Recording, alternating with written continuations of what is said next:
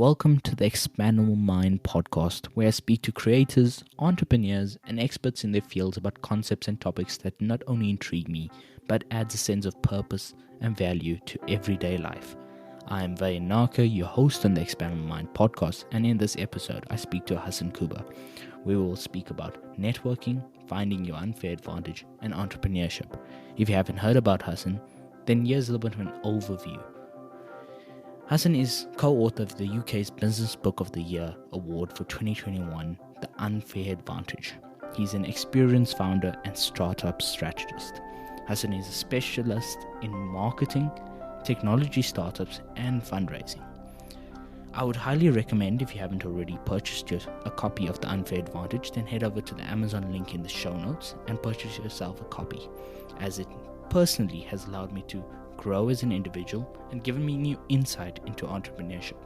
We will also make reference to this book during the Expandable Mind podcast episode. Thanks, Hasan, for joining us today on the Expandable Mind podcast. Really appreciate your time. Hasan, can you tell me your story from being a 1-year-old, having a birthday party, which is already, should I say, jargon-based, already having that doctor preset by your family, to being this person who has co-authored a book and lives the ultimate life, if I can say that. Vahin, first of all, thank you so much for having me, for inviting me on, for your kind words about the book, about me. You flatter me. No, it's a pleasure to be here. So my story is that, I mentioned the story in the book that my parents, and actually apparently it was my grandfather, got me a doctor cake when I was 1 year old to be like, this boy shall grow up to be a doctor, which is hilarious.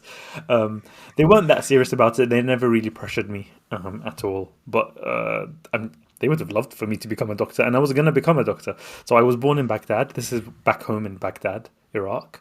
I was born there, and I came to London when I was 3 years old to escape the wars and Saddam Hussein.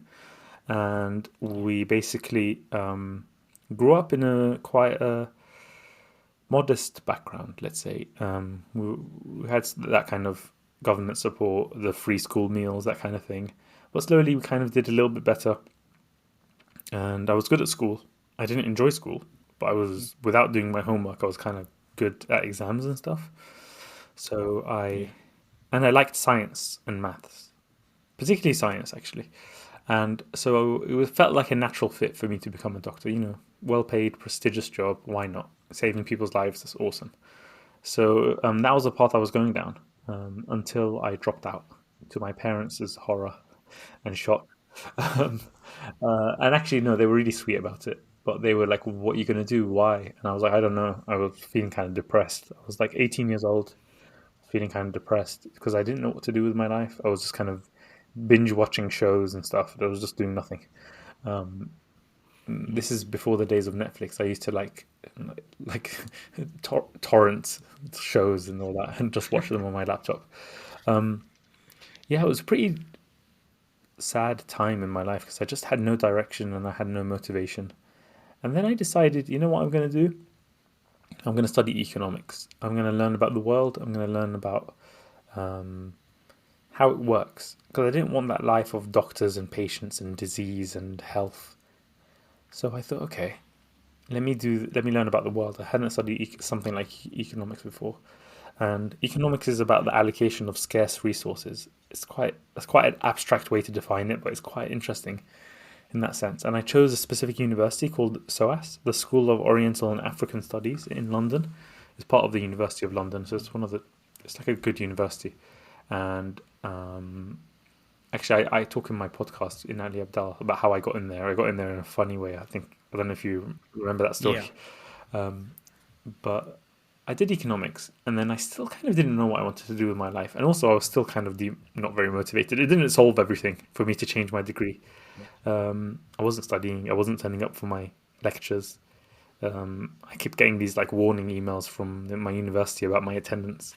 And I would literally feel too stressed and anxious to check my university email, because they all had these warnings of like, if you don't come in, we're going to kick you out.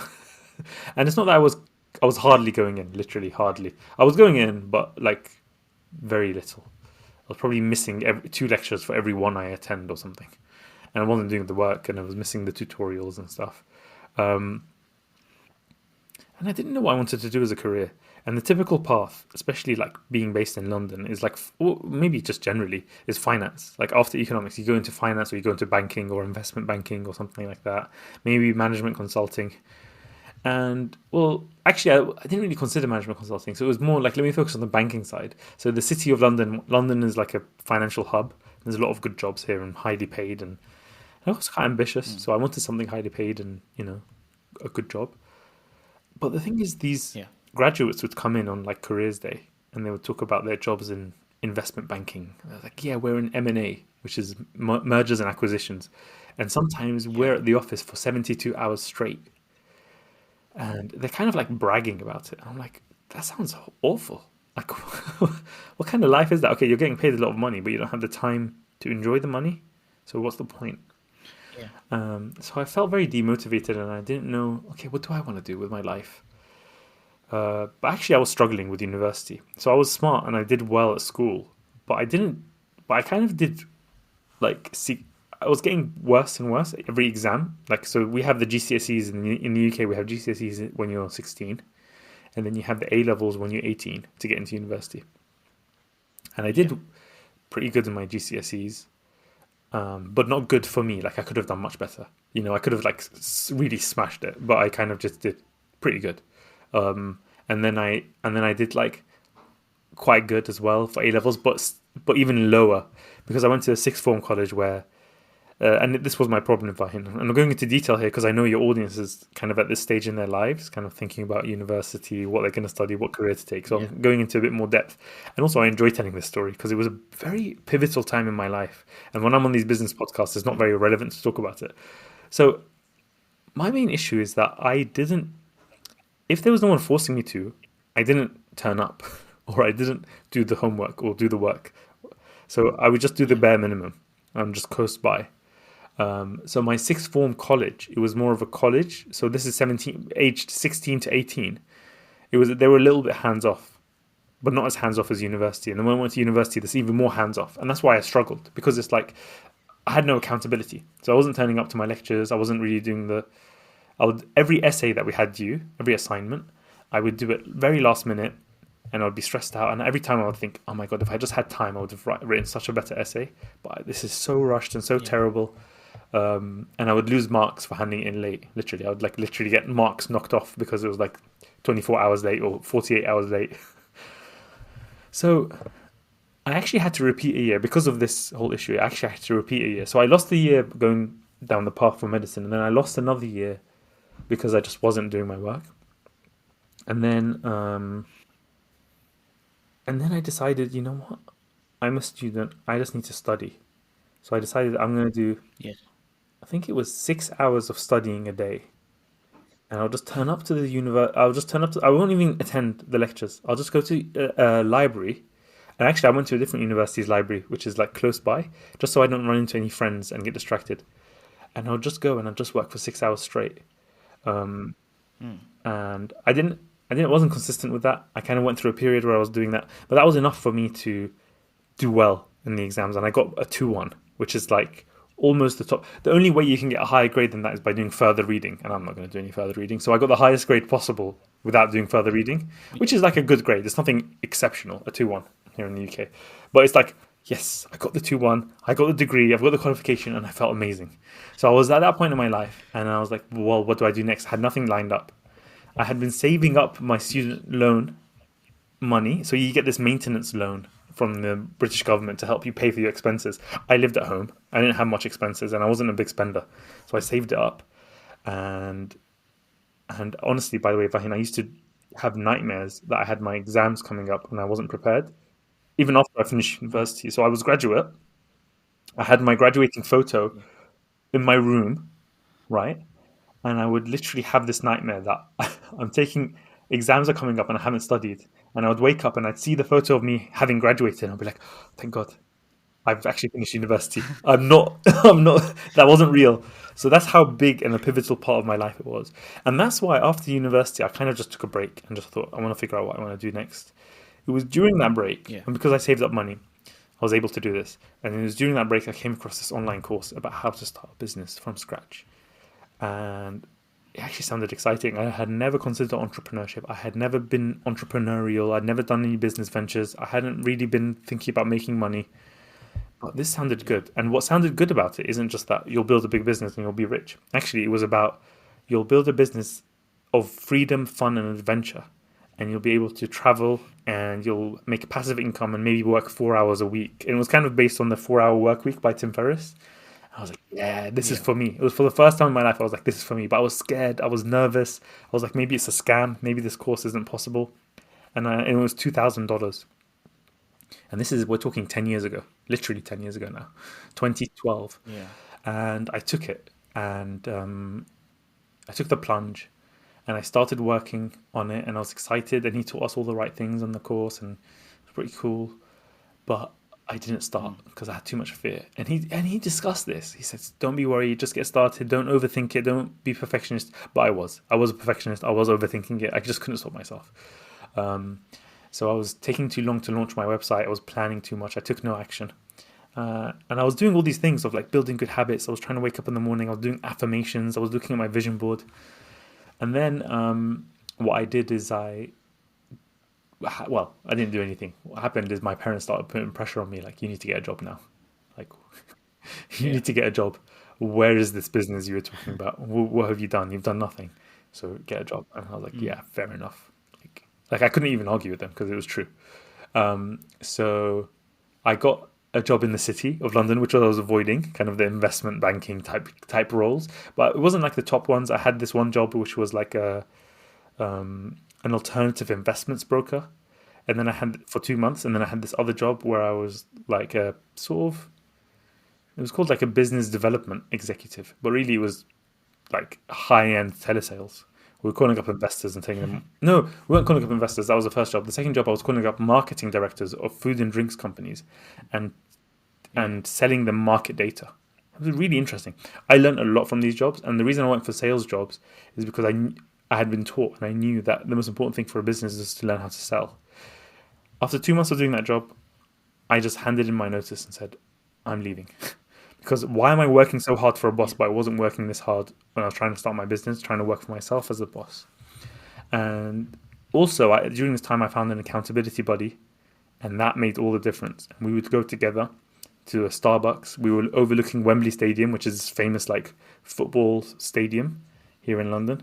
It's like a lot of the Euros were played there. Actually, the European final I think was played there because football coming home and all Yeah. that kind of stuff. Anyway, and we would just push each other every day to reach out to clients and try to get clients and get our business running.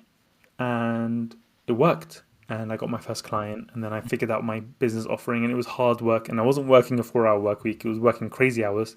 It was really tough, but I kind of enjoyed working for myself. I was learning a lot, and it was really stressful moments and difficult moments at times. But 2 years in, I really had reached a point where I was making passive income, and I was traveling around Southeast Asia. It was awesome.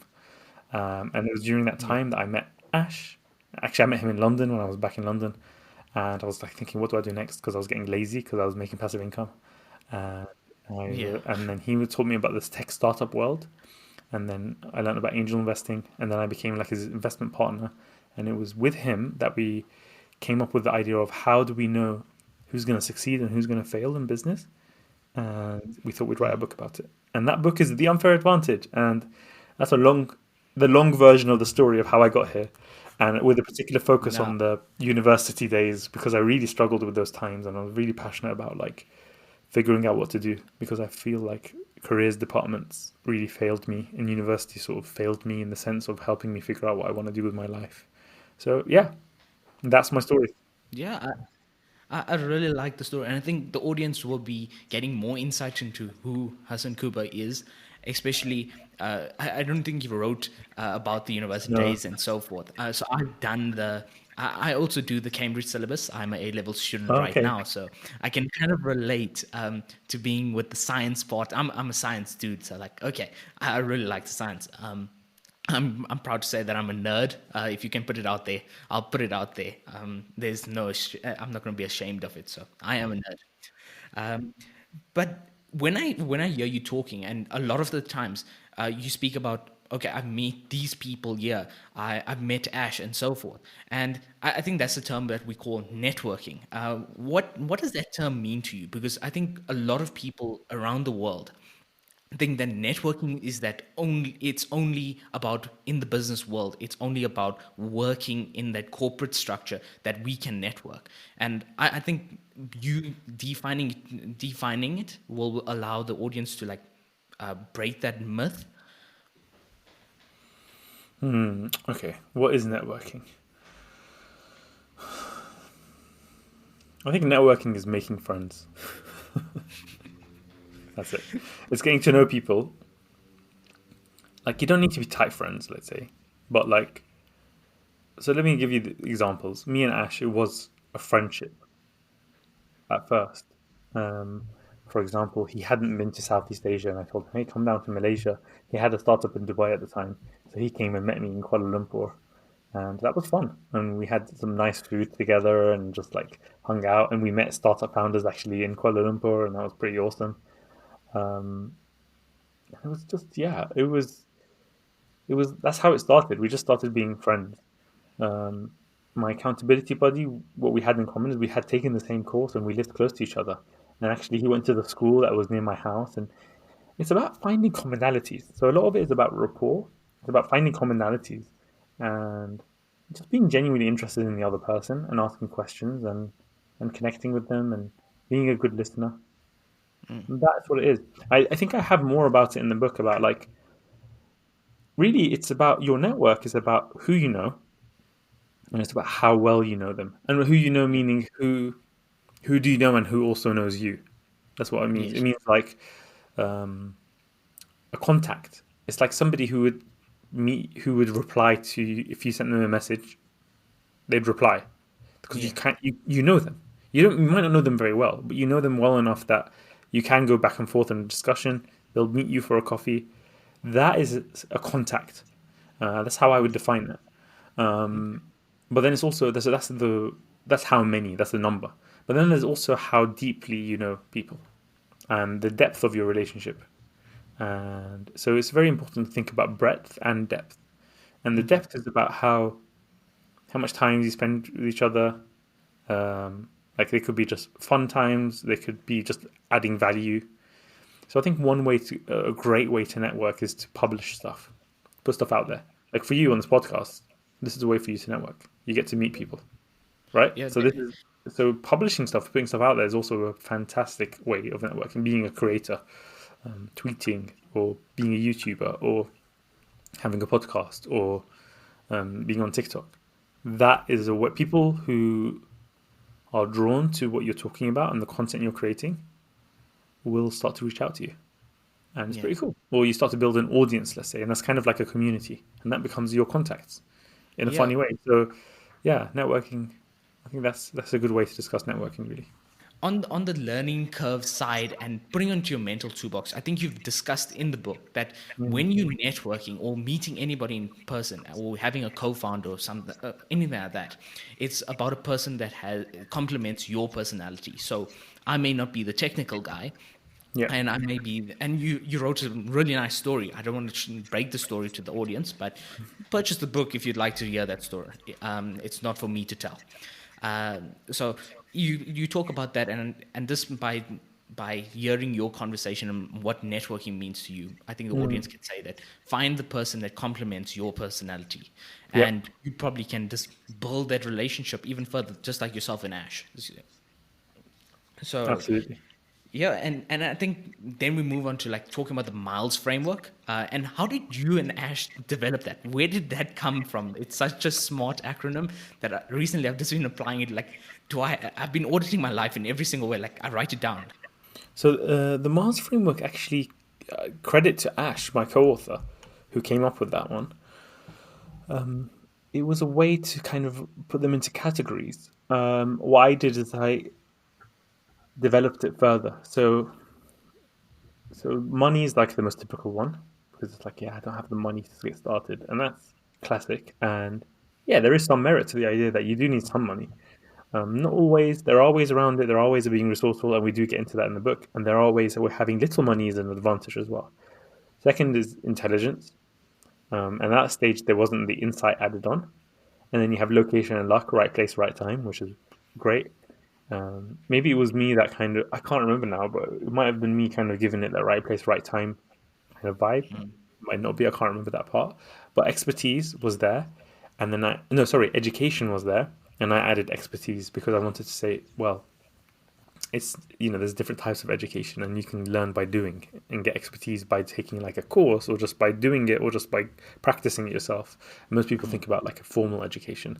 And then status was there as well, and I expanded it into different sections.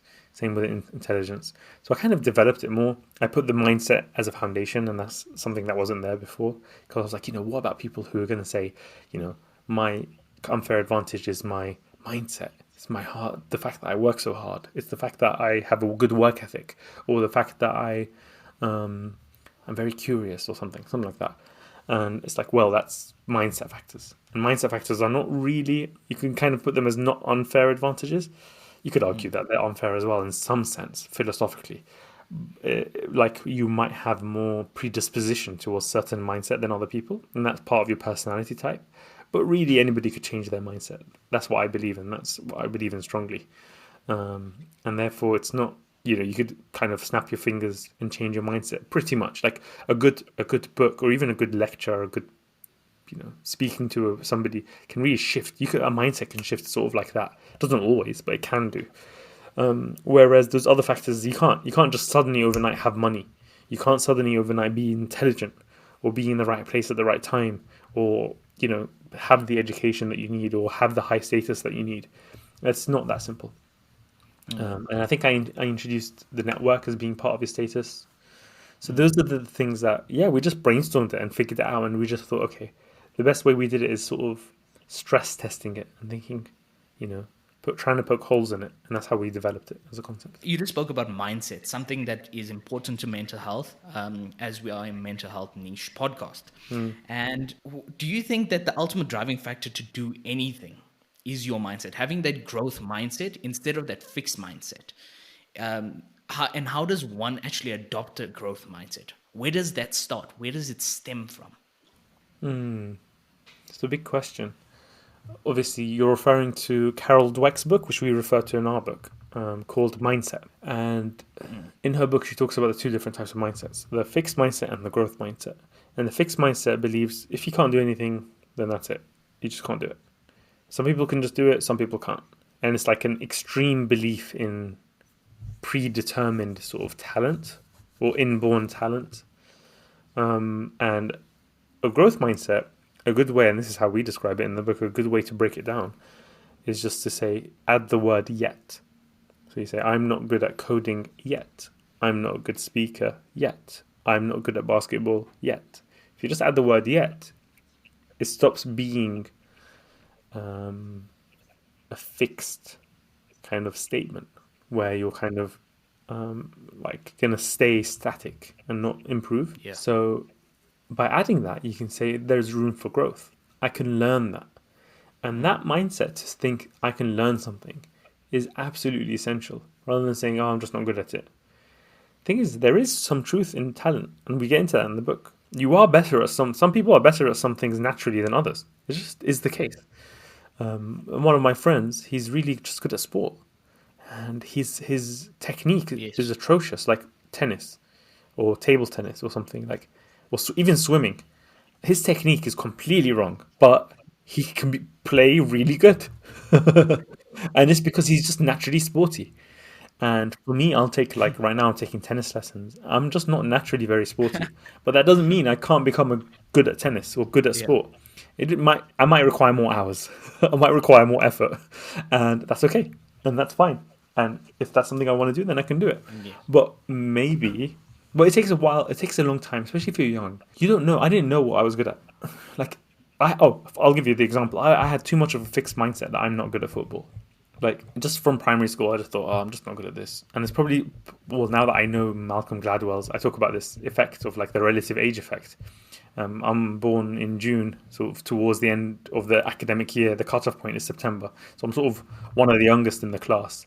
And also I'm just generally a slower developer. Like, just people got the growth spurt way before me and stuff. So I think like that might have played a role. There's also some personality types, but that might have played a role in me thinking, I'm just not a fast runner. I'm just not very good at football. But what I did wrong when I was a kid is to think, well, I'm just going to avoid it then because I'm never going to get good at it because I'm just not good at it. And that's it. It just doesn't feel good. I avoid it. And what you want to do, and obviously that was a kid, right? And that's okay. What you did as a kid, you got no control over that. What you got control over is now is to think to yourself, to question your belief. I'm not good at that. Okay. Are you sure? Have you tried it? How much have you tried it?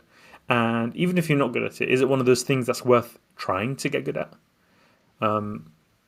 And I would say to find the things that you're good at, to find the things that you're talented at and that you enjoy. By the way, a lot of what you're good at is about what you enjoy.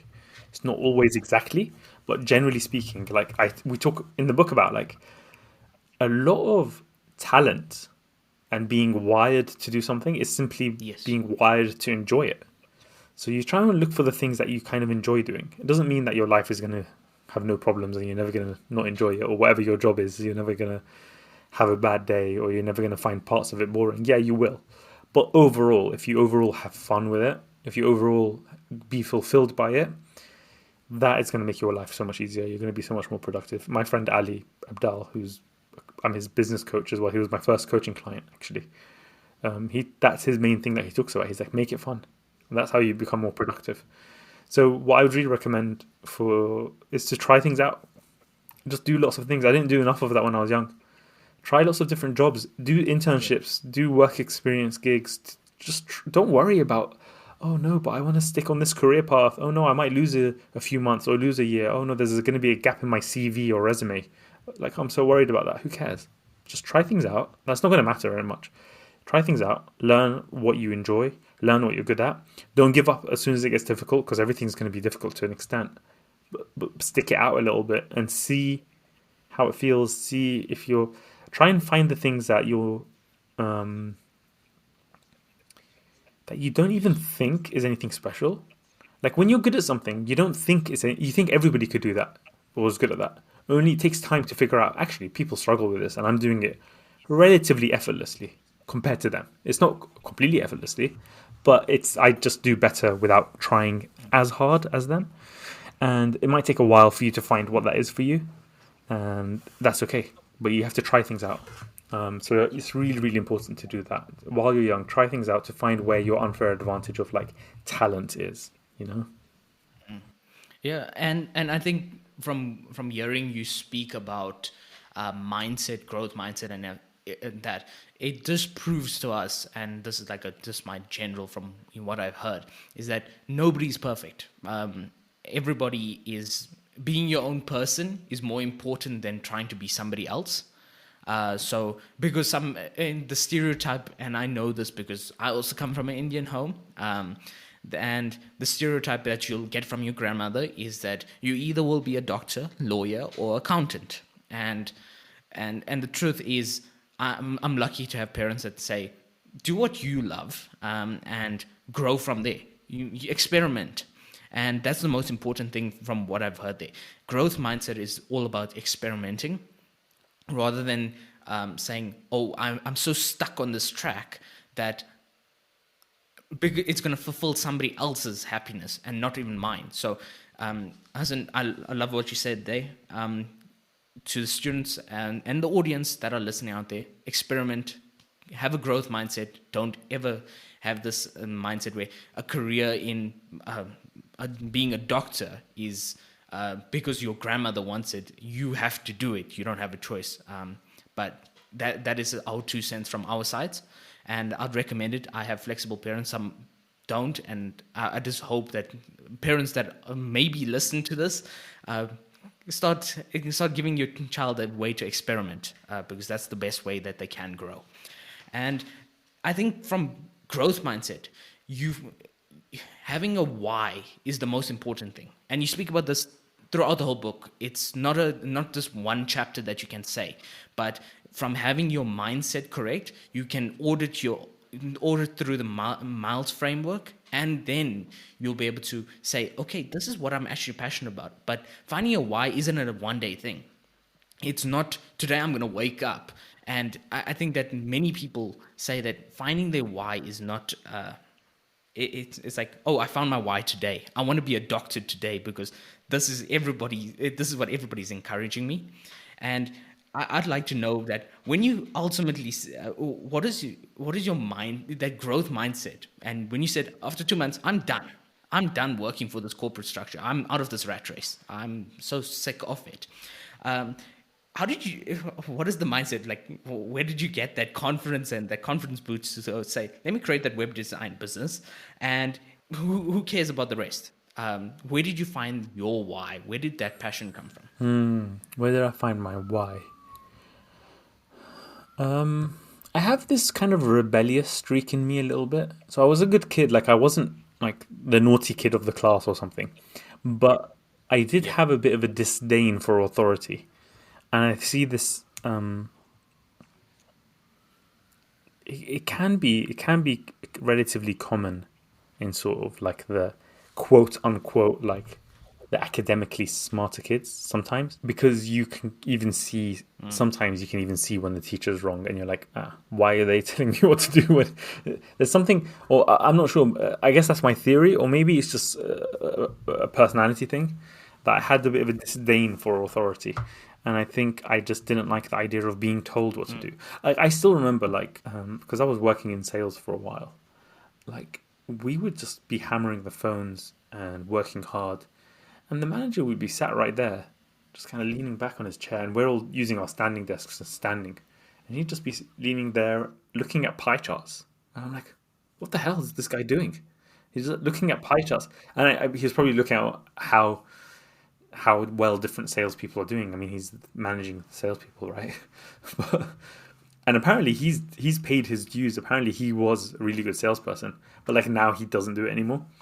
And I just felt like, can I just skip to to doing the management side or something myself? And I just remember feeling that way and just feeling like, and I had nice managers, by the way. Like I didn't have any horrible boss, but I just felt a bit like, I don't know. I'd prefer to do my own thing. I prefer to build something. I prefer to live a life of my own design. And I think I was influenced by a lot of reading. A lot of at the time it was like blogs and stuff. If I had been a teenager now, it'd be probably YouTubers who talk about it. But I'd read a lot of online blogs and books and stuff. That kind of gave me that mindset. I think when you talk about YouTube and vlogs and that type of thing, I think that my biggest inspiration came from Ali Abdal. And I was like, and he's so fortunate to have like contact with him all the time. And I was like, yeah, now that's really awesome. And to have you speak to you, somebody that knows him, is 100%. It's like Yeah. at the top of my list. But as we move on, and you found your why through experimenting, watching YouTube. So parents out there, students out there, watching YouTube is a good thing. It's not going to be a lie. But Well, it depends what they're watching. yes, depends on what you're watching. So go watch some productivity videos, and it would be great. But in the podcast episode with Ali, and I'll leave it in the show notes and the video description. You can go check that out also as well. But you mentioned that Ali's, and right now you said that Ali was your first coachee, the business coachee, and where did that coaching or mentorship vibe come from? Where did that stem from? Like, I think I've always had this kind of like, because I'd read a lot of self-development books younger, so I'd always like almost not that much, not to a crazy level, but with my friends, so not to like everyone, like in the playground or something, but like with my friends, I would often talk to them about the stuff I was reading, and I would kind of try and get them to join me on the journey of improving ourselves and stuff. So I think I've always had that in me a little bit, to be a bit like, come on, let's do this together. Let's improve ourselves. And it would never work, by the way. Or no, it would work for a while, but then like they won't be as motivated as I am to keep learning or keep doing it. So it'll work for a while when they're like with me, and then if they spend less time with me, they kind of like drop off from it. Um, so I think it was like a personality thing a little bit, and particularly teaching. I like explaining stuff. I love explaining stuff in a way that people understand. So I think I've had that just as a personality thing almost. Um, and communication in general as being an unfair advantage, which I didn't realize I had before. Actually, English used to be my worst subject, and I wasn't like doing debate or doing speaking when I was young. I was quite shy. I was a very shy kid. Yeah. But yeah, I think it comes from that, like that wanting to teach, and then learning about coaching. So I thought consultant would be a cool title, and then learning about coaching and getting more in depth with it, and learning about how the value of asking the right questions. Yeah. That was when it shifted for me, and I took a coaching course. I invest in online courses. I invest in myself, and I teach online courses now. Excuse me. So, and that's how I learned about coaching, and that's how I became Ali's coach. That's really amazing. And I like the fact that you're so honest in saying that you weren't good at English, but the entire book, the English that's used in there, I can say that doing an A-level analysis and being fortunate enough to say that I actually love English, and growing on it as like books on my should I say my fantasy land, and reading your book and the language that you used in there, I picked up a few new terms like metonyms, like what is the metonym? And it's like the Yeah, reference to a whole industry. I'm like, wow, now I can use that in my paper. yeah, And it'll be like, even the marker will probably like, what is a metonym? I'll be like, read that book. You yeah, but I think many people out there, um, you described it as an entrepreneur. That's you are a natural entrepreneur, and you described yourself as that. And I think to understand what a natural and unnatural entrepreneur is, again, please read the book. It's not. I do not want to give the key details out, but we have reached the finale, unfortunately. But I wanted to keep this for last, as it will create this lasting impact on the audience. But I, as an individual, struggle from perfectionism. You struggle from perfectionism. And I think that is essentially what a lot of people struggle from. That imposter syndrome. Oh, I'm not good enough to do this. I'm not good enough to be a YouTuber. I don't have this gear. I don't have this editing skills. And we spoke a little about growth mindset and how we can actually relate. Okay, I do not know how to video edit yet. And that's an important thing. But what sort of tools could one add to their mental toolbox? And I coined that word into the podcast because it comes from the book, directly from the book, to overcome this sort of intimidation. What kind of tool should someone have in the mental toolbox to overcome the intimidation of perfectionism? I was recording a podcast. We actually have a podcast called the Unfair Advantage Podcast. It's in like stealth mode right now. Very few people know about it, but we're going to be launching it on YouTube soon. Yeah. If you're listening to this, probably already on YouTube, check it out, or just search for the Unfair Advantage Podcast. Search my name, Hasan Kubba. Maybe you can even have a link to it, Vahin, in your show notes. And we were talking about just showing up. So I tweeted recently that you need to focus on just showing up. And that's in a metaphorical way and sometimes a literal way. So what does that mean? Let's say if you want to start a gym habit, somebody like me, and if you really suffer from perfectionism, it could be someone like you as well, which is to say, I need to have the perfect program. I need to know exactly what I'm going to do. It needs to be the most optimized workout routine. I need to know how much weights I'm going to do, how many reps, how many sets. I need to understand everything to get it just right. And actually, you just need to show up to the gym. You just need to show up. And it's all about, and I reference Atomic Habits in the book. It's one of my favorite books, actually. It came out just as I was writing The Unfair Advantage, or maybe even just as I was finishing it, actually. I just thought, oh yeah, he really nailed it, because I was already really interested in the habit stuff. So James Clear wrote the Atomic Habits, and he talks about how you first need to establish a habit before you can improve it. And so if you want to build a habit of working out, then you should show up at the gym, or show up by doing 1 rep of a pull-up or 1 rep of a press-up. Like if you're just going to work out from home, which I do as well. I do both. And that applies to every area in life. So if you want to be a podcaster, your perfectionism's got the better of you, just show up, meaning just record and publish. Don't worry about it. Just do it.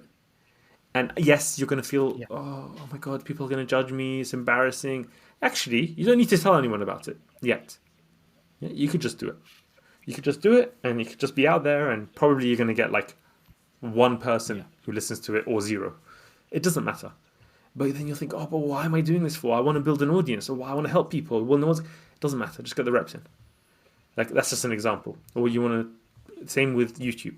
The same with Twitter. The same with whatever. Just do it. TikToks. Right now, I'm doing a TikTok every day, and it's awkward, and I feel like, oh my god, like this is not me, Yeah. and I'm too old for this, or whatever. Uh, Just do it. And I haven't done mine today. I'm going to do mine. You just need to show up. So that's my advice for perfectionism. Lower the bar, meaning your quality bar. Focus on quantity before you focus on quality. Establish the habit first. Just show up. Yeah, and I like that.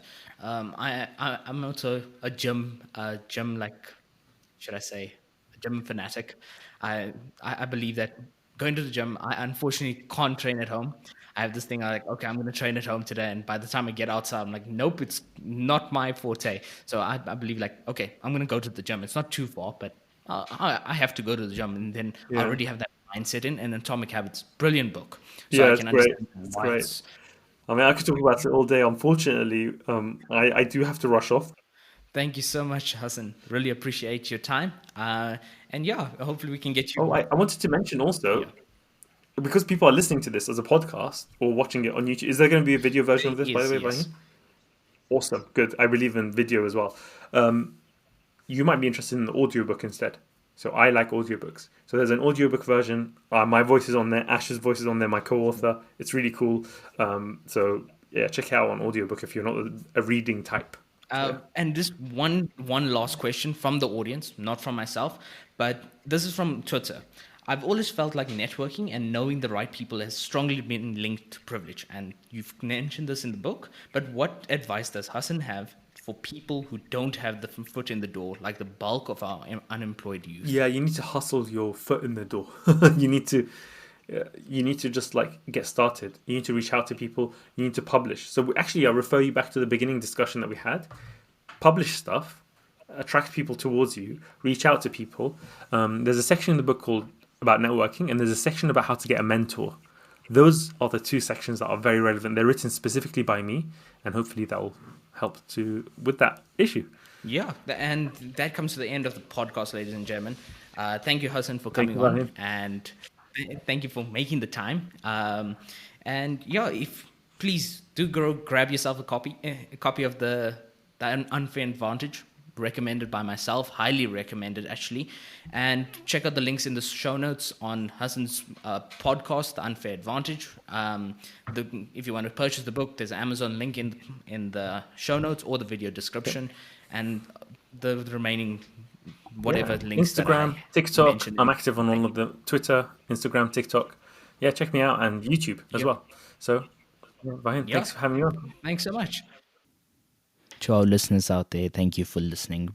Links that were mentioned during the episode are in the show notes. If you enjoyed this episode and you'd like to help support the podcast, please share it with others, post about it on social media, and leave a 5-star rating and review on your podcast platform.